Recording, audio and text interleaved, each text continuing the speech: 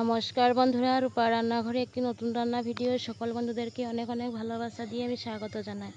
আজ আমি বন্ধুদেরকে কাতলার বেশি ভর্তা কিংবা চাটনি করব, সেটাই শেয়ার করব। বাটা দেখুন, শুকনো খোলায় কাঁঠালের বিচিগুলোকে আমি ভেজে নিব। এইভাবে ভেজে ভেজে কাঁঠালের বিচিগুলো খুব ভালোভাবে সিদ্ধ হয়ে যাবে। খুব কম আছে, অনেক সময় ধরে ভাজতে হবে।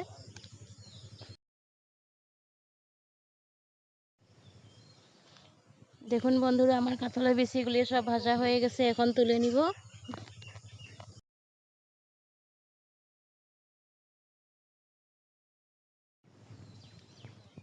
কাঁঠালের বিচিগুলি খুব ভালোভাবে সিদ্ধ হয়ে গেছে, এখন বাকি উপকরণগুলিকে ভেজে নিব।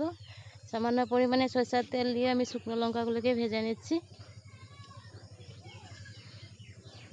এখন কেটে রাখা পেঁয়াজ আর রসুন একসাথে দিয়ে দিচ্ছি। পেঁয়াজ, রসুন, শুকনো লঙ্কা সব একসাথে ভেজে নিব। খুব বৃষ্টি হচ্ছে, তাই রোদে দিতে পারছি না। কাঁঠালের বিচিগুলিকে আমি দেখুন, কাঁঠাল খেয়ে বিচিগুলিকে চুলার পায়ে ধরে রেখে দিয়েছি।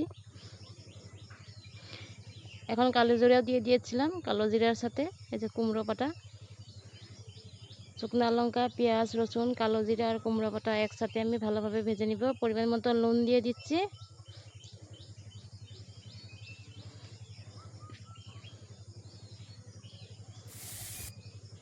এখন দেখুন, এই যে কাঁঠালের বিচিগুলিকে আমি ছেঁচে নিচ্ছি, পরে বেটে নিব।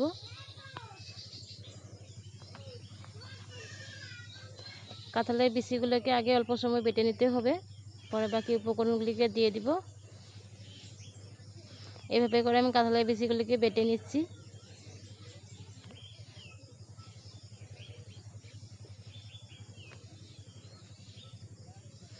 এখানটা আমার মেয়েটে অল্প সময় মোবাইলটা ধরে দিয়েছিল আর কি, ভিডিও করে দিয়েছিল। এখন বাকি উপকরণগুলিকে দিয়ে একসাথে বেটে নিব।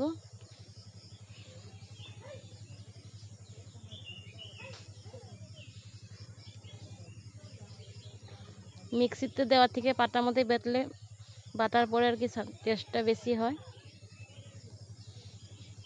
দেখুন, এই যে বড় ধনিয়া পাতা দিয়ে দিচ্ছি।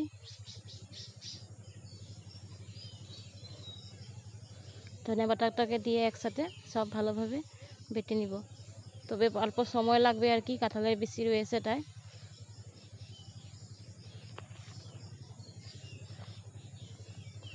আমার এই ভর্তা রেসিপিটি কেমন হয়েছে বন্ধুরা কমেন্ট করে বলবে। ভালো লাগলে সব বন্ধুদের কাছে শেয়ার করে দিবে। আর যারা নতুন বন্ধুরা এখনও আমার চ্যানেলটিকে সাবস্ক্রাইব করে নেয়, সাবস্ক্রাইব করে আমার পাশে থাকবে। নমস্কার, সবার জন্য ভালো আর সুস্থ থাকে।